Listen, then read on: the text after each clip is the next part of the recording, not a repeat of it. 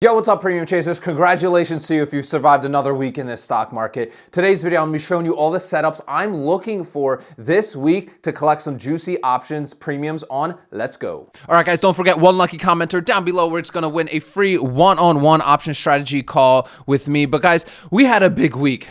I think, again, we need to give ourselves all a little pat on the back for surviving a pretty brutal week, I think we would agree. So we're gonna cover some quick little news, and then we're gonna go into the setups that I'm looking at for this week. But a quick congratulations to everybody in the community, in the free and private community. I'm hitting the juice button for you guys this week because there were some serious premiums collected with the cash secured puts that were available for us in this bloodbath. But guys, this week, I don't see like anybody talking about this, which is just insanity, because pretty much every single bear market, the one in 2022 and then previous before that with COVID, right? The S&P 500 crossed below its 200-day moving average, and that just happened. I'm just looking at VU here, but you could go do on SPY or whatever ETF that is tracking S&P 500. But we dipped below our 200-day moving average. Now, we didn't stay there for long. It was literally like an hour, and we were right back over it. But this is dude, that support level is so big. I cannot stress it enough. Pretty much every single bear market started once that started to hit and was playing with that 200-day moving average. So that's a good thing in my opinion, us as option sellers, right? We're going to be getting a lot better and better deals, as you're going to see here on the companies that I'm focusing in on.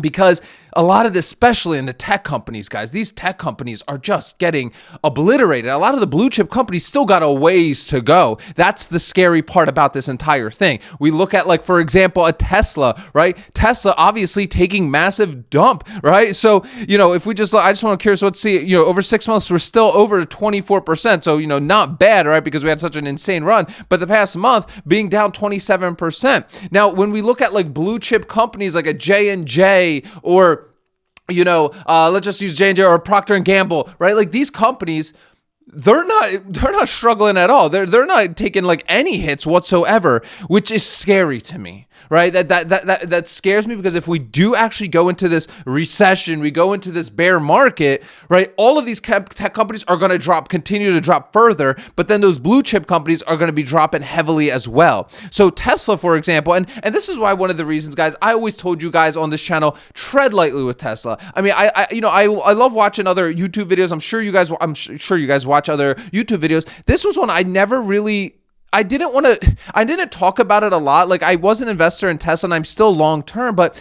guys, like, dude, like people were like pumping this thing up even at like when it was hitting like 400 plus, like, and I'm sorry, like, listen, fundamentals in the long-term always win out. Like you gotta come back to reality. And this is why I love selling covered calls and cash secured puts, because it forces you to sell those shares. A lot of you, unfortunately, right, are going to be stuck holding bags for, anything 300 plus.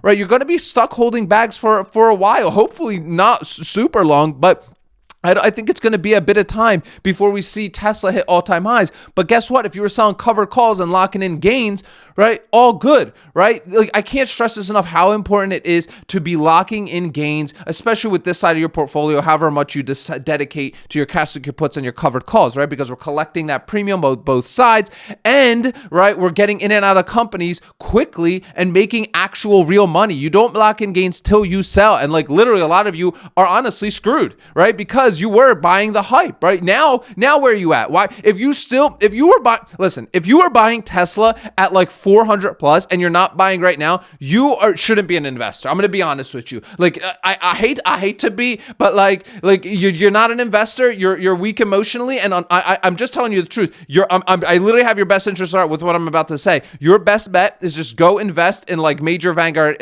index funds like VU, VTI, whatever you want to do there, and just do your monthly buys. Like, you are not cut out for this, and you shouldn't be unless you want to really work on your emotional control, right? But like some of you, like, you don't understand, right? The best times to buy is right now. When we in extreme fear, this is when you load up, right? When you're in extreme greed, that is when you sell. It's not complicated. It's just extremely hard to do because most people do not have their emotions under control. You know, maybe this was your first time kind of going through something like this, so I'll give you a pass. I'll give you a little pass. But those of you that have been through this, you've been through COVID, you've been through 2022, you've been through stuff, 2008, and you're still falling for the same old game. Like, guys, like, come on, this stuff doesn't happen that many times in our lifetime. So you're going to run out of time, right? Like, if you're seeing these massive corrections constantly, and you're not taking advantage of them, like, I'm sorry, you just should just be buying your funds on a monthly basis and not playing with the market.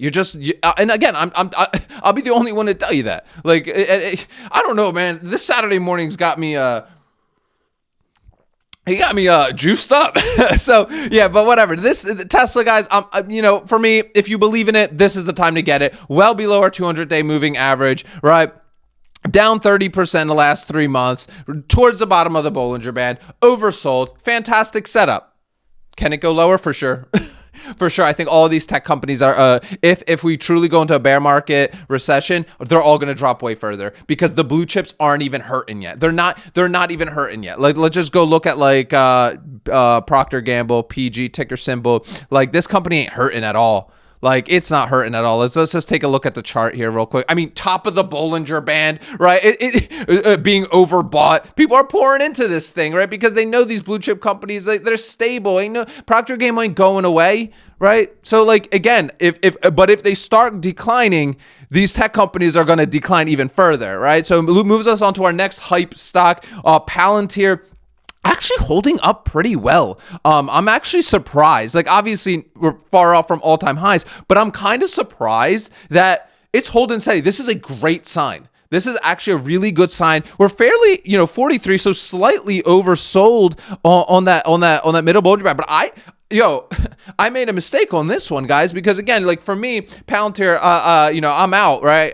But I thought this thing was going to come down closer to the 60s. I thought this was going to come back towards it, especially with the news that the CEO was selling off a good portion of his shares. I thought it was. So this is actually really, really good that we're seeing this kind of support here for Palantir. So you know what? If you're holding Palantir, I would just say keep holding, right? Because I do think if we again go into like a really bad bear market recession, it should drop, right? And then you could load your bags up right now. There's no real setups right here. I would just be sitting pretty. We're basically right in the middle. And if you don't know what I'm talking about, like setups and stuff like that, or selling options, collecting premium income from these silly little options buyers, and smashing juice buttons around here, that's what we do here. Go take a look in the description. There's a bunch of free resources to help you get started at this whole entire thing of selling options. It is the best. Okay, don't let the word options scare you.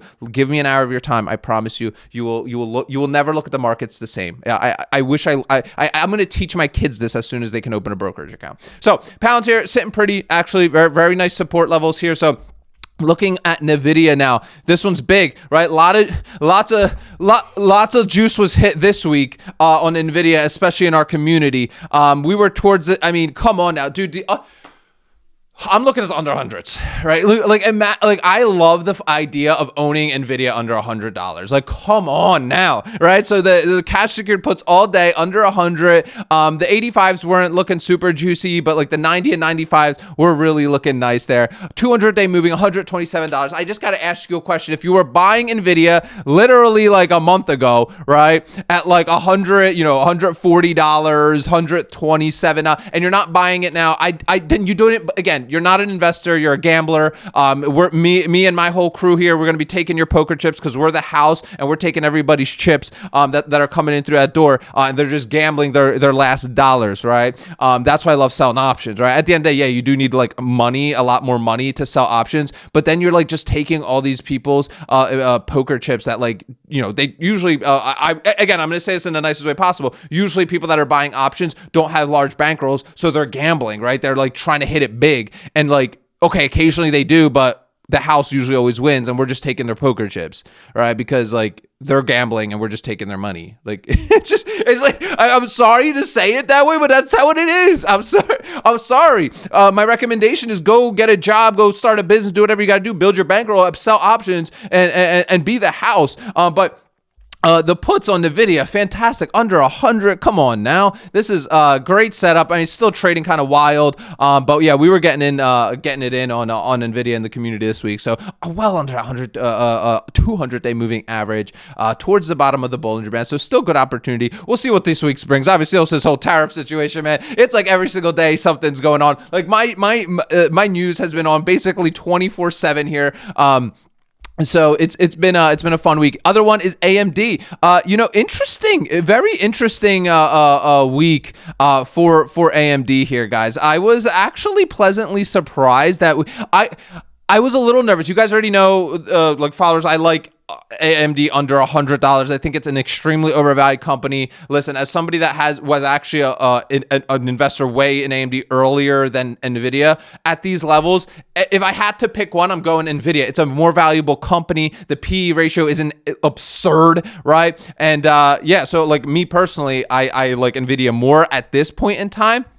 But with that said, AMD, like I thought this thing was going down when it fell off a cliff here, guys. Like I just was like, wow, like, and then it just obviously bounced off that bottom Bollinger Band and just recovered back. But when it hit, I was like, this thing is gonna hit $90. It was like at $96 yesterday. I was like, what? Like I was like, holy crap, like that is insane. So great cash secured put opportunities here, but we could see we bounced off that bottom Bollinger Band real quick, and now we're working our way back towards the top at $100. So overall, AMD, again, more of a riskier play. I know a lot of you guys comment on this, like AM money destroyer or whatever you guys say about it. But at the end of the day, dude, maybe if you're buying options, if you're selling options, like, do you really think AMD is not going to hit all-time highs again? I don't know. Like, I'm sure it will. Like, again, I can't say I'm sure it will. I don't know the company, but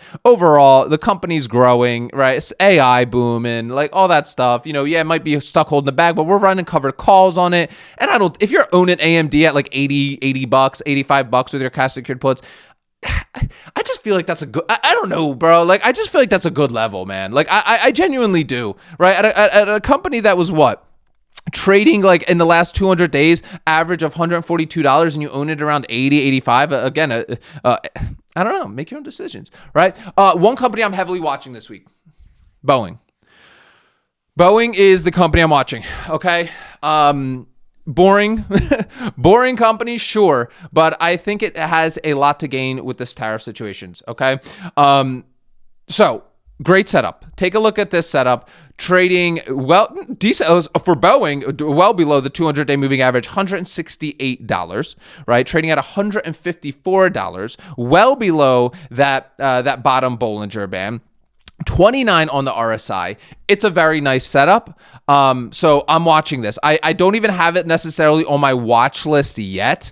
But it's a company I would like to build a position on. I personally, I would like to get in like 140s, like that's where I would want it when the cash secured puts start looking real juicy at like 145 even maybe. That's where I would love to see it.